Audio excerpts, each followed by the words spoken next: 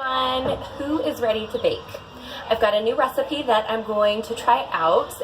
It is by Perchance to Cook, and I found it on Pinterest. It is coconut oil based, paleo, grain-free, gluten-free, dairy-free. So we are going to try it out. I'll go through the ingredients with you. I'm going to use the mixer. We're going to start with wet ingredients and then add in dry. After we're done, we're going to put the batter, I'm going to just put the whole entire bowl right in the refrigerator for 1 hour to cool and harden.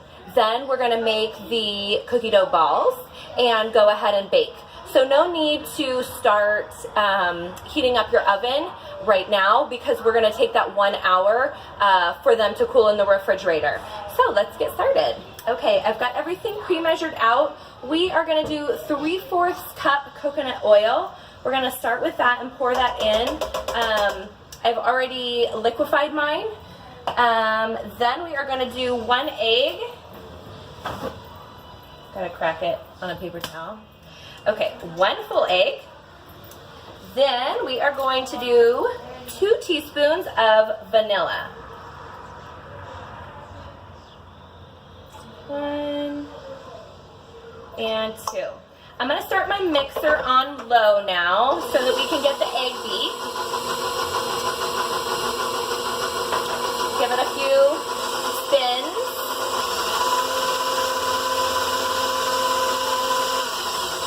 Okay, turn it back down to 1, and then I'm going to add in sugar. The recipe, there's no refined white sugar at all. It is coconut sugar. So if you've never used this before, there's a couple different brands that I use.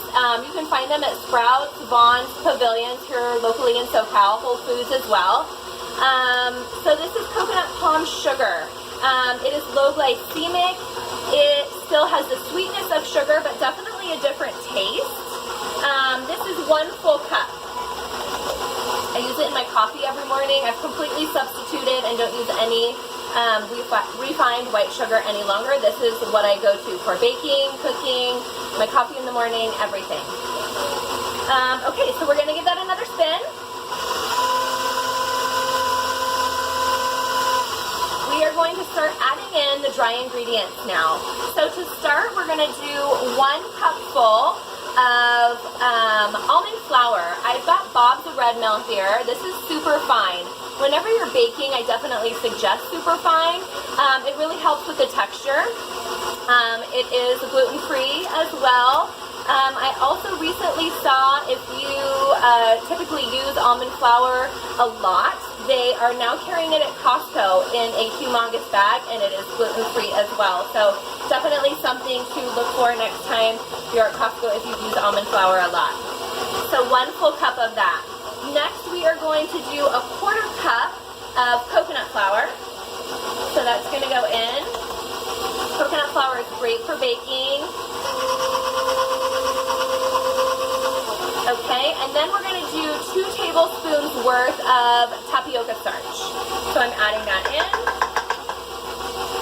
Okay, give it another spin.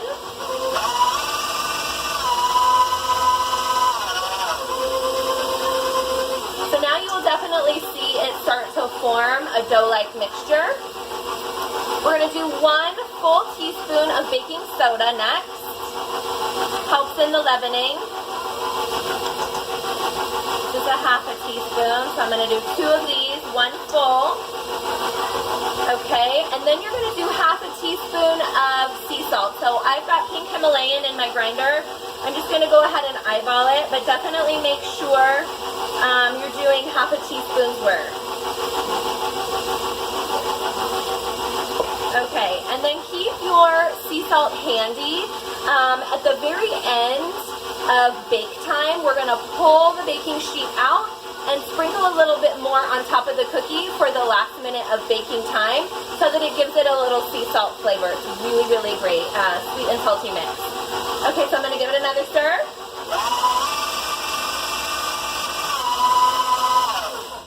Okay, at this point I also like to make sure that all of your ingredients are down inside the bowl and nothing is stuck on the sides and edges. So just get your silicone spoon or a wooden spoon and make sure that everything is down to the bottom of the bowl so that we can make sure to incorporate everything.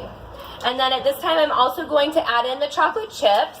Original recipe called for mini. I'm just using regular. Make sure your chocolate is gluten-free. This is one of my favorite brands.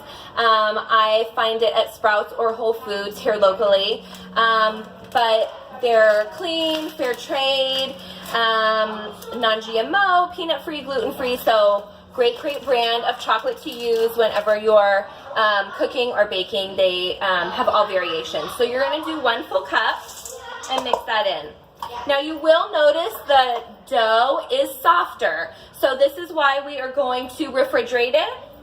Make sure all your chips are in the middle, and then we're going to give it a little stir, just on number 1 or your low setting, just to incorporate the chips without completely crushing them. Okay, and then I like to lower my bowl and speed it up a little to get everything off the paddle. All right, you're going to remove the paddle, and then I will show you what the dough looks like. It is complete. You will notice that it is soft. That is due to the amount of coconut oil, and the reason why we are going to put it in the refrigerator so that it can harden together. Okay, so this is what we look like. Okay, and I'm going to put this right in the oven. I will post a picture on my Facebook. Follow me there at AmyGFGirl, and also on Instagram, AmyGFGirl. This recipe is also posted on my Pinterest. I am there at AmyGFGirl. You can follow all of my boards. This particular one is GF Baking and Desserts. So this recipe is listed there. You can go ahead and find it in its entirety. I will go ahead and post pictures like I said. So the next step is you're going to put this bowl in the refrigerator for 1 hour. Once you take it out, I like to use an ice cream scooper so that all the balls are uniform size. Roll them together between your hands, and then you're going to lie them out on a cookie sheet that's lined with parchment paper. So make sure that you don't forget that step. Parchment paper is key with gluten-free baking so that everything doesn't stick to your pan and it comes off in one piece. So you're going to preheat your oven at the very end of your 1 hour, 350 degrees, and then you're going to bake them for just 10 minutes. I'm going to do mine for 9 and then pull out my baking sheet and then again sprinkle with the pink Himalayan sea salt, just a teensy bit right on top, so that you get that sweet and salty flavor. And then you will be done. Put it back in the oven for 1 more minute and you'll be good to go.